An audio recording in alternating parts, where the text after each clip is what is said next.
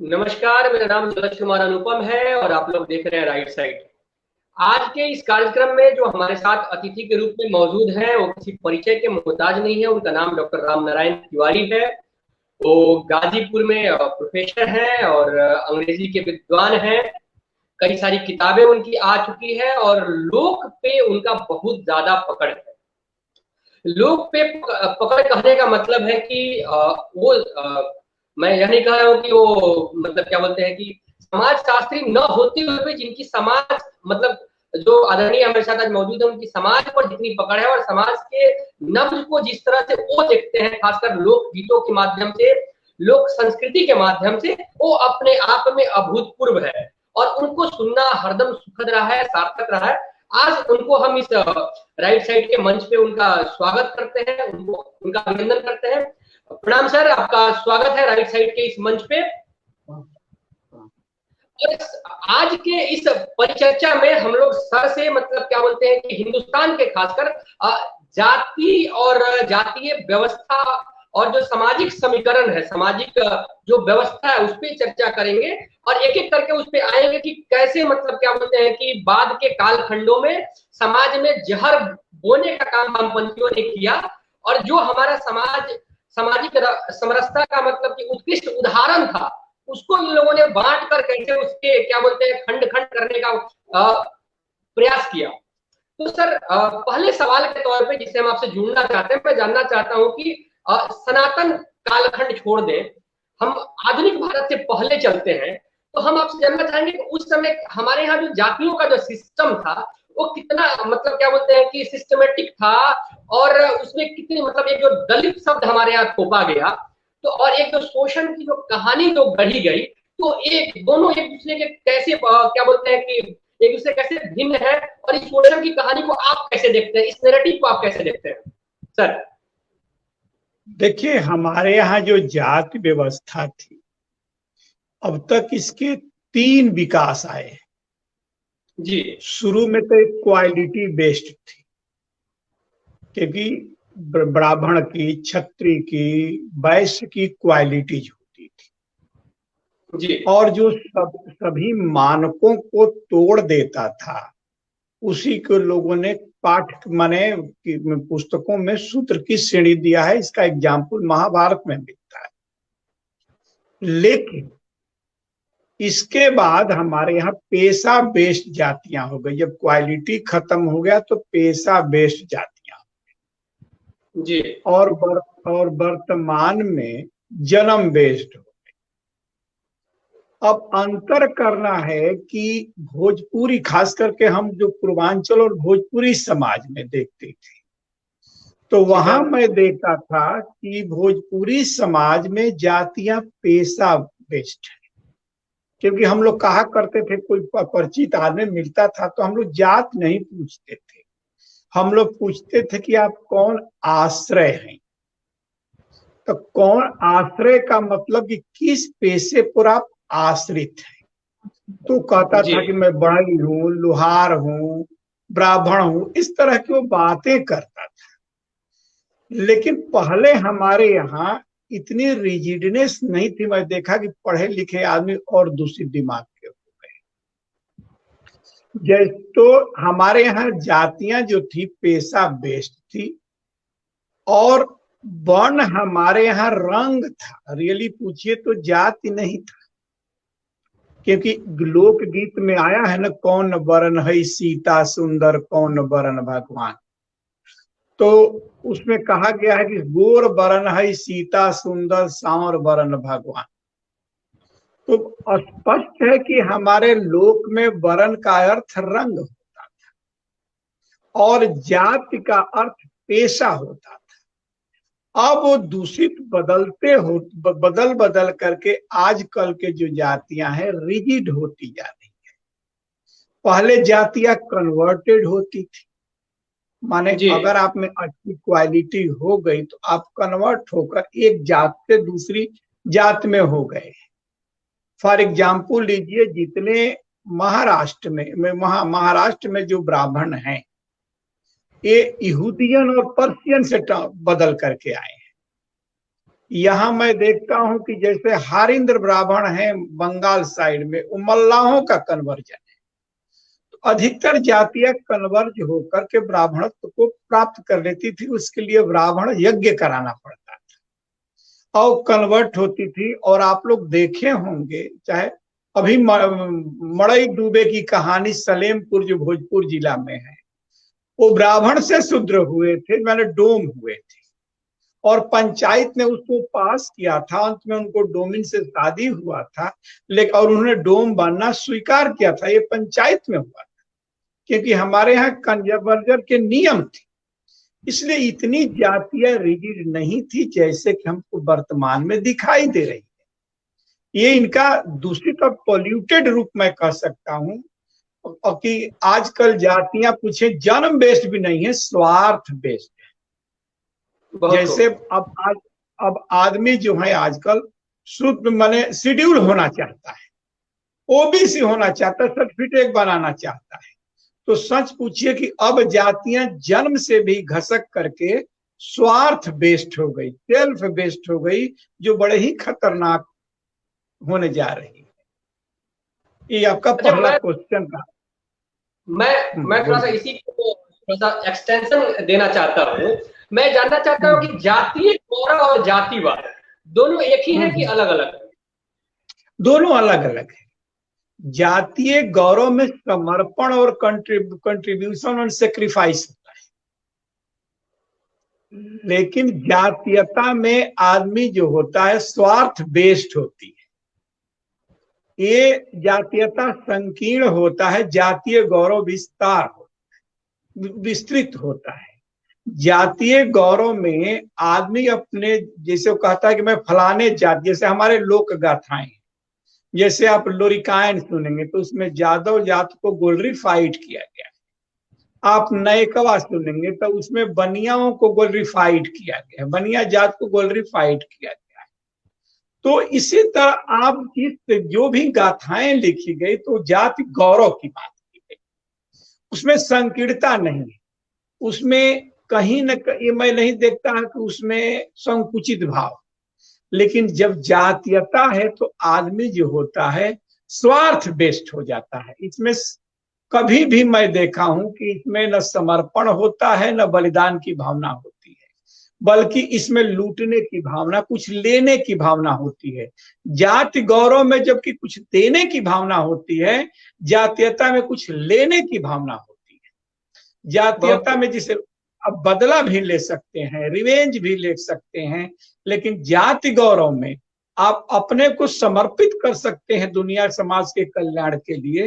जैसे छत्री है तो स्वराष्ट्र के लिए करता था, ब्राह्मण थे है तो पूरे जीव को मुक्ति के लिए अपना कंट्रीब्यूशन देता था, वैश्य है तो कमाता था अपने लिए नहीं, पूरे संसार के लिए कमाता था।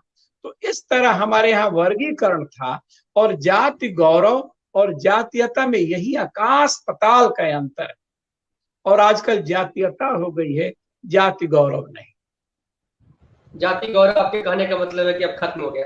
मैं इसे थोड़ा सा जानना चाहूंगा आपसे कि दलित शब्द आपकी दृष्टि से कितना पुराना है, और स्वर्ण वर्सेस जो दलित का राग है उसके पीछे का क्या मानसिकता है और उसके पीछे की सच्चाई पर थोड़ा सा प्रकाश डालें। यह एक स्वार्थ और षड्यंत्र है, क्योंकि सवर्ण और दलित हमको लगता है कि 50 वर्ष के ही शब्द, उसके पहले हम लोग नहीं सुने थे। अंग्रेजी में भी हम लोग जनरल के कहते हैं, शेड्यूल कहते हैं, लेकिन उसमें कहीं सवर्ण नाम की चिड़िया नहीं आती। सवर्ण में तो ब्राह्मणों का एक गोत्र होता है जिसको सवर्णी गोत्र कहते हैं। तो इसलिए जो इस सवर्ण जो शब्दावली है, हमको लगता है कि जब से मंडल कमीशन लागू भारत में, तब से इस सवर्ण और सवर्ण आया, और गांधी जी के रिएक्शन में दलित शब्द आया, क्योंकि वो हरिजन कहा करते थे। पहले तो छूत अछूत का एक बार हुआ, अंग्रेजी के लेखकों ने जैसे मुल्क राज आनंद ने एक अनटचेबल नाम लिखा, बार बार भीमराव अंबेडकर भी अनटचेबल शब्द का प्रयोग करते हैं। लेकिन बाद में लोगों ने कहां से उठा लिया कि जो है देवदासियों के नाजायज संतान को हरिजन कहते हैं, इसलिए हम लोग अब इनको हरिजन न करके दलित कहेंगे। ये मायावती, जब कांसी राम का आंदोलन शुरू हुआ, उसके बाद जब मायावती जी सशक्त डोमिनेटिंग हुई, तब से ये बाबा दलित वाला बन गया। और आजकल के मैं देखता हूं कि दलित आलोचक जो हैं, उनके आलोचना भी अध्ययन नहीं है, उनका आलोचना क्रिएटेड है, कंस्पायरेशन में क्रिएट, माने कंस्पायर्ड करके क्रिएट किया जा रहा है। जो सीनरी वो लोग देते हैं वो भारत में कभी था ही नहीं। मैं तो देखता हूं कि प्रेमचंद भी एक गलती को कर गए हैं कि पानी भरने दे दिया। 90% आप गांव में कुआं तालाब देखेंगे तो वो किसके बनवाए हुए? स्कूल कॉलेज ही देख लीजिए, अधिकतर देखेंगे तो बॉयज और सुधर में बनवाया। तो ये कहां से इन्होंने परंपरा गढ़ दिया कि वहां उनको प्रवेश करने नहीं दिया गया? एक लोक मुहावरा है, लोक कहावत है कि बुढ़ौती के बियाह और दुआर के कुआं दूसरे खातिर हो। भोजपुरी में कहावत है। अब प्रश्न उठिए कि जब खुदे भोजपुरी एक लोक है, लोक ने कलेक्टिव कॉन्शसनेस के माध्यम से उसको तय किया है कि दरवाजे का कुआं दूसरे के लिए होता है, ये रोका कब जा रहा था? ये तो बात सोचनीय है ना। अभी मैंने आज जगदीशपुर बाजार में कल गया था, पूरा मार्केट इतिहास में तो कुंवर सिंह को राजा बनाया गया, पूरा मार्केट में मैं देखा कि स्वार्थ शाह का बनवाया हुआ है। अब सोच लीजिए, स्वार्थ शाह के पूरा स्कूल कॉलेज उनका बनाया हुआ है। इसका मतलब था कि क्या हमारे राजा महाराजा स्कूल कॉलेज भी नहीं बनवा पाते थे? डुमराव में ले लीजिए, धरिखना कुंवर का कॉलेज है जो सहुआइन थी, न कि डुमराव राज का डिग्री कॉलेज है। डुमराव राज का डिग्री कॉलेज नहीं, धरिखना कुंवर का कॉलेज है। एक उनका हाई स्कूल है। इधर मैं देखा कि एक छत्री का कॉलेज, एक है क्षत्रिया कॉलेज आराम में है, और लोग कहते हैं कि न पढ़ने दिया गया न घुसने दिया जाए। अरे उन्हीं का कॉलेज था तो हम कहां से रुकेंगे? ये तो बातें समझ में नहीं आती। तो हुआ क्या कि जो कम्युनिस्टों ने एक बेनियरी क्रिटिसिज्म डेवलप किया, इधर पश्चिम का है, तो पश्चिम में तो हमारे समझ में आता था कि बेनियरी क्रिटिसिज्म में होता था कि हम एक दूसरे के अपोजिट हैं। लेकिन हिंदुस्तान में, चाहे खास करके भोजपुरी कल्चर में, हम एक दूसरे की कॉम्प्लीमेंट्री है। जस्ट ये मामला है। इस बात को हम लोग समझ नहीं पाए कि हम एक दूसरे की कॉम्प्लीमेंट्री है। अगर मान लीजिए कि आप इनको अलाउ नहीं किए होते, दलित को अलाउ नहीं किए होते, तो चमार के ढोलक को मानर नहीं आपका पूजा जाता, जहां से आपकी शादी ब्याह की शुरुआत होती है। अगर वो इतने अछूत होते तो डोम के आग से मोक्ष नहीं मिला होता। ये लोकगीत हमारे भोजपुरी में नहीं आई होती कि बभना के अगिया से हुम खाली होला, डोमे के आगे बैकुंठ। ये लोकगीत नहीं आई होगी कि धर्म के माई चमैनिया आंगन बीच ठाड़, तोहरे पूजबी हम पाव, पितर हम नेवत देव के मनाई। अगर इस तरह के बंटवारा होता तो ये लोकगीत नहीं बनी होती। इसलिए हमको लगता है कि ये जो समीक्षाएं आजकल आ रही है, एक एक स्वार्थ की तरह, एक षड्यंत्र के तरह विकसित की जा रही है। क्योंकि कम्युनिस्टों की तो व्यवस्था है कि जहां फांक नहीं होगा कम्युनिज्म बढ़ेगा नहीं, क्योंकि उनकी डायलेक्टिकल मैटेरियलिज्म तो खड़ा होगा नहीं। तो डायलेक्टिकल मैटेरियलिज्म बनाने के लिए भारत को समाज को तोड़ते हैं। जैसे नेता जब बौना होता है तो समाज को तोड़ता है, अब विचारक जब बौना होता है तो संस्कृति को तोड़ता है। तो हमको लगता है कि यही षड्यंत्र यहाँ भी मालूम पड़ता है। ऐसे हमारे यहाँ बंटवारा था वो नहीं। अगर बंटवारा होता तो जितने आपके देवता है सवर्णों के सब शूद्र हैं। अरे सतबहिना की पूजा होती है, पांचों बहन चमाइनी, डिहवार दुसाध है, बिरतिया दुसाध है, यही पूजा आप करते हैं। तो जब उन्हीं के देवता है तो उसको आप रोकेंगे कैसे? हम समझ में। अच्छा, मतलब कम्युनिस्टों का आपने नाम लिया तो उस पर बाद में चर्चा करेंगे। एक बहुत आजकल मतलब ये फैशन हो गया ब्राह्मणों को गाली देना और ब्राह्मणों को डायरेक्ट से जोड़ देना कि ब्राह्मणों ने, सवर्णों ने किया ही किया, ब्राह्मणों ने सबसे ज्यादा शोषण किया। मैं आपसे जानना चाहता हूँ, थोड़ा सा प्रकाश डालिए कि क्या सच में ब्राह्मणों ने शोषण किया?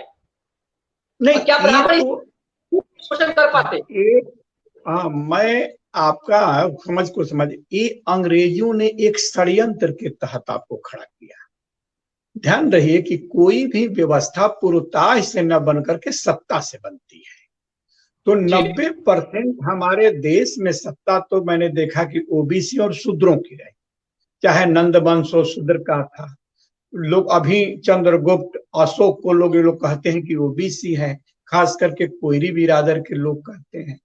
तो ब्राह्मण उसमें कहाँ बलशाली था। और ब्राह्मण पूर्वतः ही आज भी टेम्पोररी होता है, परमानेंट पोस्ट नहीं होता। परमानेंट पोस्ट बल्कि डोम का होता है, गांव उसका होता है, गांव बेच सकता है।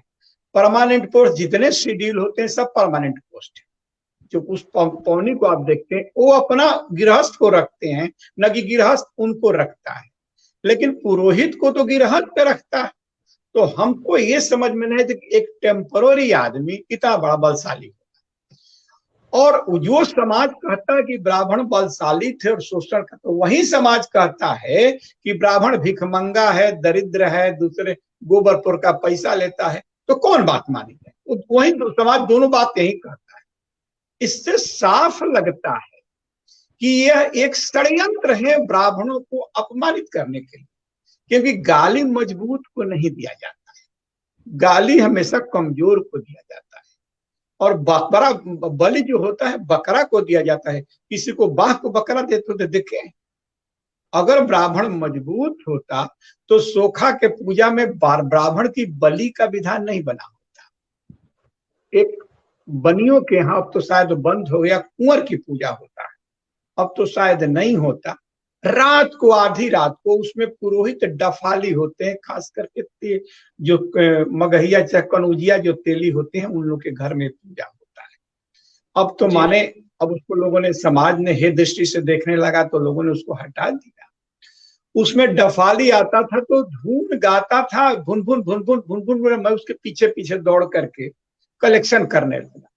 एक लाइन जब उसके दिमाग में मुझे गाया तो मुझे दिमाग ठनक गया कि तोहरा के देवो सोखा बभना के खुनवा, मरिया के बभनी की जा।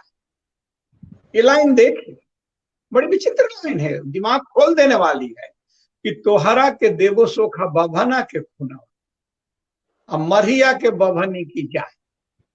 जाए माने लड़की होता है कि मर्री जब मैं घर में पूजूंगा तो ब्राह्मण की लड़की की बलि दूंगा, और जब सोखा को खुश करूंगा तो ब्राह्मण का खून दूंगा।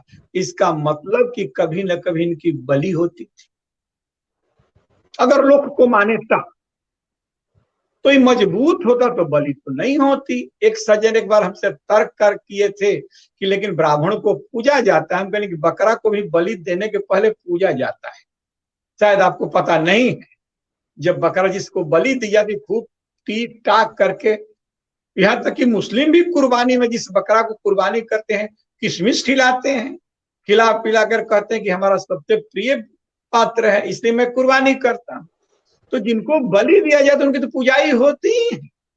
तो ये जो ब्राह्मणों को अपमानित करने के लिए बात की गई है, क्योंकि मैं 2-3 इंटरव्यू का एक उल्लेख यहाँ बता देना चाहता हूँ।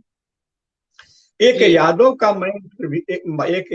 मैं इंटरव्यू ले रहा था तो मैंने पूछा कि तुम्हारे देवता को कौन पूजेगा? तो कहा कि हमारे देवता आपसे पूजा कैसे लेंगे, वो तो हमसे लेंगे। इसीलिए काशीदास की पूजा का एक बार मैं रिकॉर्डिंग करा रहा था, उस मंडप में यादव पंथी था, हमको हटा दिया, कहा कि आपको रहने का सजातीय ही रहेंगे। फिर मैंने दुसाध के राह की जब पूजा हो रही थी तो उसमें पंथी दुसाधे आएगा, ब्राह्मण कहाँ आएगा? और उधर से घोषणा करते आता है कि हमारे मंडप में 3 जातियां नहीं आए, धोबी, चमार, तेली। ये ब्राह्मण ने नहीं बनाया होगा, क्योंकि इतनी कुरी है, उनके इतने देवता हैं। ब्राह्मणों ने नहीं कहा होगा कि तुम अपने घर में पंचपीर की पूजा करो, बल्कि खुद लोग पूजने लगे। क्योंकि पंचपीर में 5 मुस्लिम पीर हैं, सुबहान, अली शेख, मोहम्मद गोरी, अलब सलाब, अमिया सती, साकर पुत्री, ये 5 हैं। ये 5 मुस्लिम हैं। और आज भी मैं देखा कि अधिकतर लोगों के घर, यहां तक कि मैंने भभुआ साइड में देखा कि ये ब्राह्मणों के घर में पूजी जाती है। ये ब्राह्मण, इसका मंत्र कहां बना कि ब्राह्मण ने पूजा का मालिक बन गया? हम तो नहीं देखे कि कोई ब्राह्मण सुबहान का मंत्र पढ़ते का। लोकगीतों में जरूर पाया, यादव के लोकगीत में प्रथम सुमरी हम महावीर के, दूसरा सुमरी सुबहान, साहेब सुबहान जहान के मलिका सोर सरका बाबा के दे देलस ठीकवा, ये लोकगीत में नहीं पाया। तो इन लोग के अपने अपने देवता है और कुल देवता की पूजा घर के आदमी करते हैं, वहां ब्राह्मण कहाँ जाएगा। लोक देवता है जिस जात के होते हैं वो आदमी करता है। आज भी डीहवार गांव में कुछ आदमी। आपका कहना यह है कि वामपंथियों द्वारा दिया गया यह नैरेटिव कि ब्राह्मणों ने पूजा के अधिकार का हनन किया या पूजा करने से क्या बोलते हैं कि दलितों को रोका, यह कोई कल्पना है, सिर्फ गल्प है। अरे न उसका मंदिर है, न कहीं का वो मालिक है, बस स्टैंड का नंबर टेकर तो है नहीं कि बस को चलाएगा जुटाएगा, तो ये रोकेगा कहां से। और उनके जो देवता हैं उनके इनके मंत्र भी ब्राह्मणों के पास नहीं है। वो लोग होता क्या था आपको बताएं कि हर एक जातियों के पास, हर एक कुरियों के पास एक एक चौधू रहते थे और एक छड़िया बाजार रहता था। ये भारत की संरचना है समाज की जी। वो मालिक होते थे, वो नहीं चाहते थे कि एक जात दूसरे जात से मिले, ध्यान रखिएगा, नहीं तो उनका चौधुर्यान खत्म हो जाता।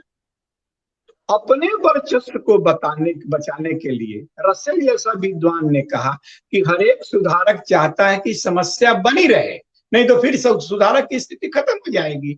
दरोगा कब चाहेगा कि पूरे हल्का शांत रहे, तो दरोगा का पोस्ट खत्म हो जाएगा। मास्टर कब चाहेगा कि पूरे लड़के तेज हो जाए, तो फिर पढ़ाएगा किसको। तो समस्या बनाने वाले चौधुर जो हैं वो समाज में समस्या बनाए रखे, एक जात को मिलने नहीं दिए और विदेशियों से साठ गांठ करके अपना लाभ लेते रहे। क्योंकि ब्राह्मण विदेशियों से लड़ता था, अंग्रेजों से, इसलिए अंग्रेजों ने ऐसा ही किताब लिख दिया कि ब्राह्मण अपमानित हो जाए। और बाद में जो हमारे यहाँ कम्युनिज्म का क्रिटिसिज्म है, बिनेरी क्रिटिसिज्म, तो ब्राह्मणों को सबसे बलशाली मान दिया जबकि सबसे कमजोर था। क्योंकि उन्हीं का समाज कहता है कि दरिद्र है, भिखमंगा है, गोबर पके पैसा रह लेकर के बाघ का मार दे मर जाई, कमजोर है, उन्हीं का समाज कहता है। इधर कहते हैं कि बलशाली हो गया। अब खुदे बताएं कि किस बात को हम लोग माने। अच्छा, इसी परिदृश्य से जुड़ा हुआ मतलब कि कम्युनिस्टों का एक फेवरेट राग है या आलाप है, वो कहते हैं कि भारत में मैला ढोने की एक परंपरा रही है जो कि शूद्र जातियों से ढोया है, जिसको हमारे यहाँ मेहतर कहते हैं। तो मैं कहना चाहूंगा कि मतलब जो मेहतर शब्द है, चाहे मैला ढोने की परंपरा है, इसकी शुरुआत आप कहाँ से देखते हैं, और इस पे मैं आपकी थोड़ी राय जानना चाहता हूँ। देखिए, मेहतर शब्द अरबी का है, पैखाना शब्द अरबी का है, तो स्पष्ट होता है कि उनके आने के बाद ये परंपरा आई हो। फॉर एग्जाम्पल, यौवन जब आए हमारे यहाँ तो हमारे यहाँ कुछ ब्राह्मणों को गुलाम कर दिया और उनसे उन्होंने मैला ढोने का काम करवा दिया। नतीजा हुआ कि वो ब्राह्मण डोम में कन्वर्ट होते हैं। जो डोम है रियली अग्निहोत्री ब्राह्मण है। तो जब शंकराचार्य आए तो इन लोगों ने कहा कि हमको मिला लिया जाए। तो जो पहले से ब्राह्मण थे कहे कि नहीं, ये लोग तो भाई हम इन लोगों को नहीं मिलाएंगे। नतीजा हुआ कि मसान का वो दान उनके जी में हो गया। ये रियली ब्राह्मण है बाई कास्ट, लेकिन उनको विदेशियों ने कन्वर्ट करके डोम में बना दिया। तो ये विदेशियों ने किया, हमने नहीं किया। कि हमारे यहाँ तो पैखाना था ही नहीं। हमने पूरे लोकगीत खंगाल गया, पूरे लोक कथा खंगाल गया, न पैखाना शब्द आया न मेहतर शब्द। जब पैखानवे नहीं था तो ये लोग धोते कहां से? क्योंकि पूरी आलोचना जो कम्युनिज्म, चाहे आप जिस आलोचक को कहिए, सिर्फ कम्युनिज्म, जो लोग आज भी आलोचना करते हैं वो नगरी व्यवस्था पर टिकी हुई है। और भारत 90% लोक में था। लोक में तो मुझे कहीं इसे बता दे कोई कि 200 वर्ष पहले किसके घर में पैखाना था, एक आदमी मिल जाए हमको। मैं अधिकतर किलाओं में राजाओं के घुमा, हिंदू राजाओं के, कहीं पैखाना था ही नहीं। तो जब पैखानवे नहीं था तो लोग ढोते क्या थे? सिवान से पैखाना लेकर खटिया में तो ढोते नहीं होंगे। हमारे यहाँ शब्दावली है, लोग जाते थे तो डोल डाल जात हैं, फराकित जात हैं, मैदान करे जात हैं, पुरुष बोलता था। औरतों की भाषा थी गढ़ही जात हैं, बहरसी जात हैं, उनने के ओर जात हैं, ये सब बोलते थे। तो हमारे यहाँ शब्दावली में ही ये नहीं है। इसलिए जो कहते हैं कि इनने 5,000 बरस पैखाना, 200 बरस पहले ही पैखाना आपके घर में नहीं था तो 500 बरस से ही ढोवा कहां से रहे थे। तो ये बिल्कुल झूठ का फैब्रिकेटेड आरोप है इनका, और उसी आरोप को हम लोग के ऊपर लगाते हैं। क्यों? कि हमारी जनता लोकगीत को, यूनिवर्सिटी के पढ़ाई ने क्या किया कि लोक कथाओं को, लोक ज्ञान को अज्ञान मान दिया गया। उधर किसी विद्वान ने झांका नहीं, इनके प्रमाण के लिए सिर्फ किताबी ज्ञान था, किताब इन्हीं लोगों का लिखा गया था, लोग मानने के लिए बाध्य हो गए, इससे सभी लोग वहीं राग आलापने लगे। रियली आपके यहाँ व्यवस्था थी नहीं, ये सब अरबियन शब्द है। और हमको भी लगता है कि विदेशियों के आने के बाद ही ये पैखाना मैला ढोने की परंपरा बनी होगी, भारत में कभी था ही नहीं। क्योंकि भारत में मैं बार बार कहता हूं कि भारतीय समाज एक दूसरे के अपोजिट नहीं था, एक दूसरे का सहयोगी था। हम बिनेरी में विश्वास नहीं करते थे, हम कॉम्प्लीमेंट्री में करते।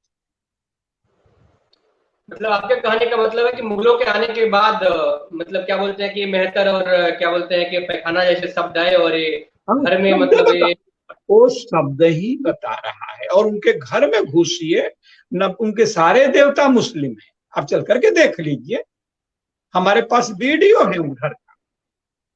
किनका सारे देवता उनके मुस्लिम, उनके सारे देवता मुस्लिम है।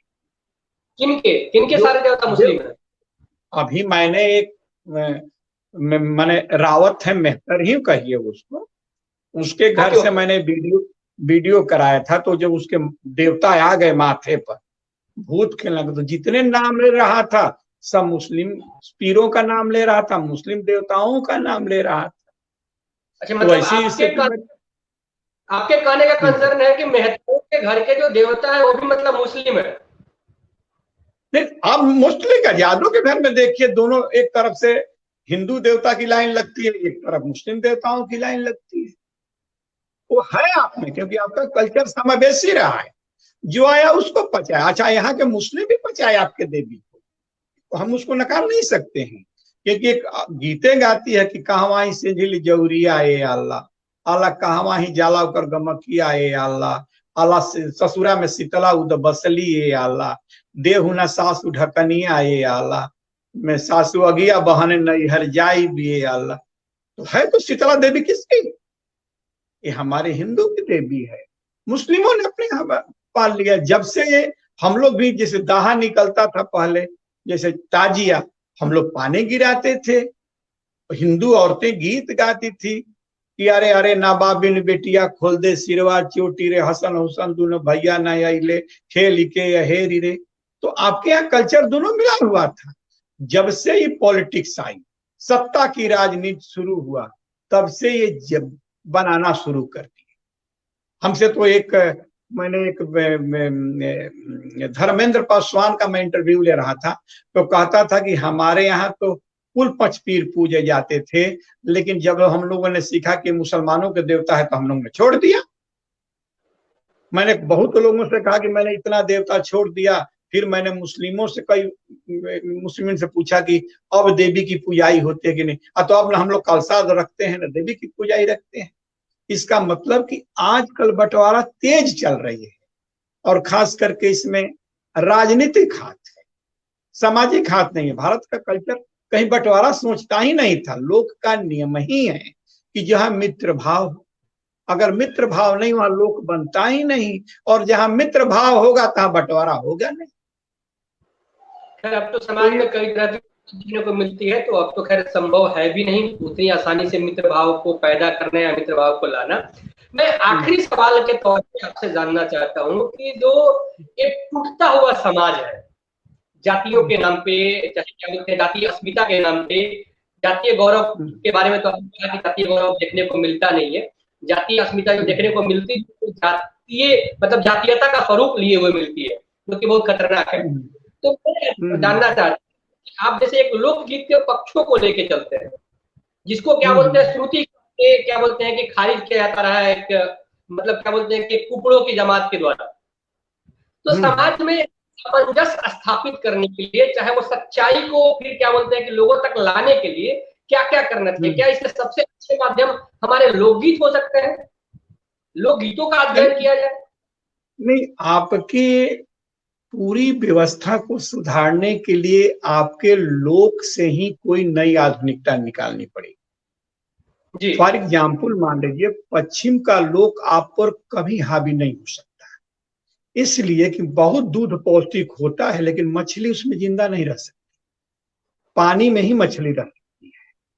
तो संस्कृति बनती हमारे भौगोलिक वातावरण से बनती है।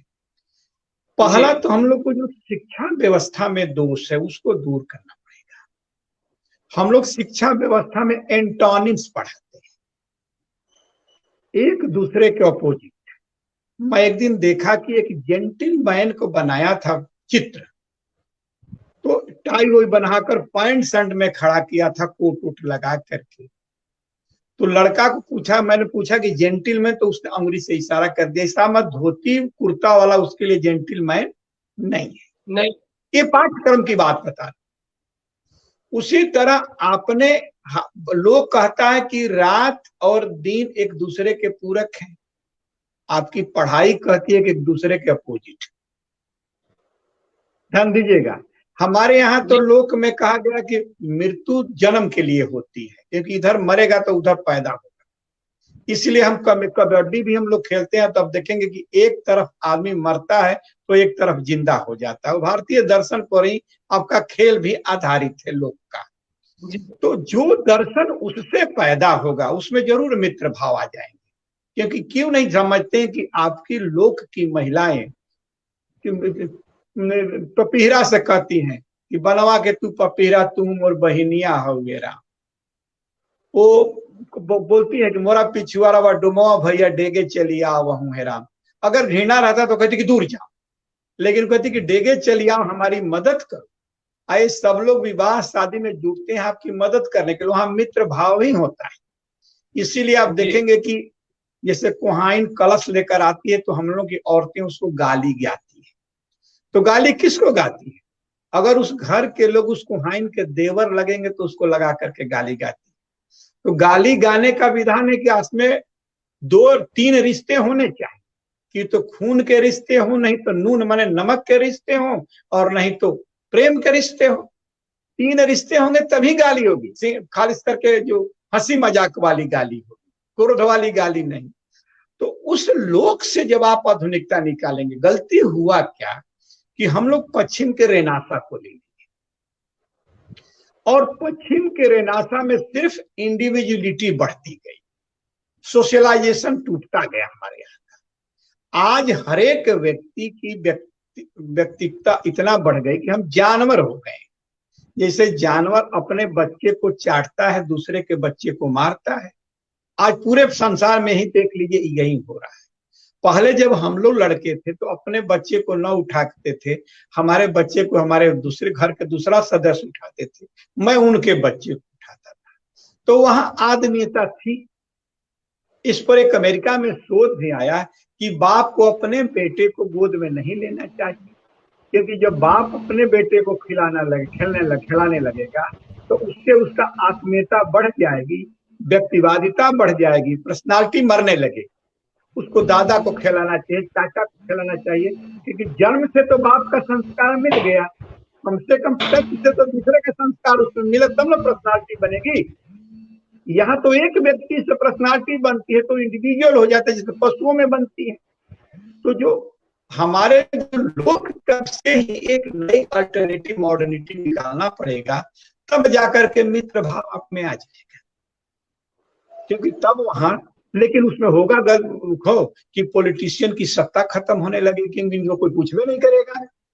ये जब बांटेंगे तब लिखेंगे मैं तुम्हारा काम करूंगा, उनसे दूरी बना, इनकी सत्ता खत्म हो जाएगी। तो जैसे पहले चौधर नहीं मिलने देते थे, उस तरह अब राजनेता भी समाज को नहीं मिलने देंगे, और ना हमारे बुद्धिजीवी मिलने देंगे, ना हमारे बुद्धिजीवी मिलने देंगे जो तथाकथित बुद्धिजीवी हैं। तो मैं पक्षधर हूं कि बुद्धि धर्मी होना चाहिए, कि गलत को गलत और सही को सही कहे। वो तभी होगा जब आपकी आधुनिकता आपके लोक से निकल करके आए। दूसरे के लोग से निकली हुई आधुनिकता पर सेट कहाँ करेगा भाई? क्योंकि जब भी संस्कृति, आदमी अपने जियोग्राफिकल एटमॉस्फेयर में पैदा होता है, उसके अनुसार उसके जीन्स बनते हैं। नहीं तो हम नहीं अंग्रेज की तरह अंग्रेजी बोल लेते। कितना हम फोनेटिक्स पढ़ते हैं तो हमारे उच्चारण इंडियन हो जाता है, अंग्रेज के उच्चारण मेरा कहाँ हो पाता, क्योंकि वो तो भौगोलिक वातावरण से बनता है। तो आपकी आधुनिकता यहीं से बनेगी, तब जाकर होगा। और उसके लिए आपको शिक्षा में आमूलचूल परिवर्तन करना, बिना उसके नहीं। बहुत बहुत धन्यवाद सर, आपने हमारे लिए समय निकाला। आपके पास ज्ञान का भंडार है और अलग अलग मुद्दों पे हम आपको आगे भी इस मंच पे सुनना चाहेंगे। और आपके माध्यम से हम लोगों तक भी क्या बोलते हैं कि लोक गीतों के माध्यम से जो सामाजिक समरसता है, चाहे सामाजिक जो विरासत एक रही है, उसको हम अलग अलग कार्यक्रम के माध्यम से आगे भी लेके आएंगे। आज आपने हमारे लिए समय निकाला, उसके लिए बहुत धन्यवाद। और हम बस यही दुआ मतलब क्या बोलते हैं कि प्रार्थना करेंगे कि क्या बोलते हैं जो पेड़ बुद्धिजीवियों का जो एक वर्ग निकला है राजनेताओं के प्रलोभन से, विदेशी पैसों के दम पे, उनकी आदत सुधरे, हमारी शिक्षा व्यवस्था बदले और शिक्षा व्यवस्था समाज के लिए उपयोगी साबित हो। इसी के साथ आज के इस कार्यक्रम को यहीं पे हम खत्म करते हैं। और आप सभी से निवेदन करेंगे कि अगर आपको राइट साइड के कार्यक्रम अच्छे लगते हो तो इनको शेयर करें, लाइक करें, सब्सक्राइब करें, अपने मित्रों तक इन बातों को पहुंचाएं और हमें लिखें कि आप और किन बातों पे कार्यक्रम चाहते हैं, चाहे सुनना चाहते हैं। और आज के लिए सर मैं आपका फिर से एक बार बहुत बहुत धन्यवाद देता हूँ। नमस्कार।